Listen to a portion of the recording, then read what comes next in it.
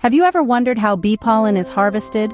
It's a fascinating process, one that marries delicate precision with the humble labor of nature's busiest workers, bees.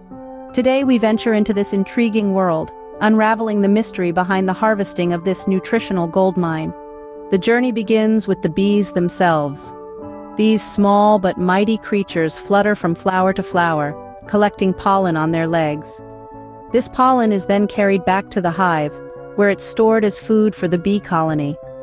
It's important to note that bees collect more pollen than they actually need, and this surplus is what's harvested for human consumption. Now, onto the harvesting process.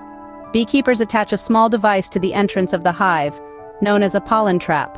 As bees return to the hive, they pass through this trap, which gently brushes off some of the pollen from their legs. The pollen falls into a collection tray, ready to be gathered by the beekeeper. But wait, the process doesn't end here.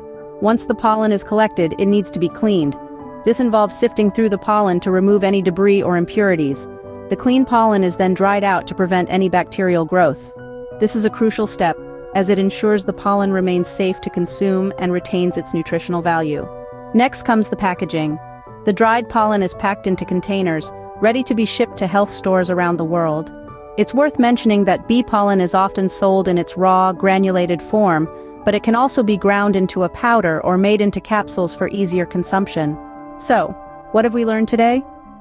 We've delved into the fascinating world of bee pollen harvesting, a process that begins with the tireless work of bees and ends with a nutrient-packed product ready for consumption. We've learned about the use of pollen traps, the importance of cleaning and drying the pollen, and the various forms in which bee pollen is available. Remember, this process is not just about harvesting a product, but respecting and sustaining our bee populations. When done responsibly, bee pollen harvesting can coexist with the natural life cycle of bees, ensuring a healthy and sustainable future for both bees and humans.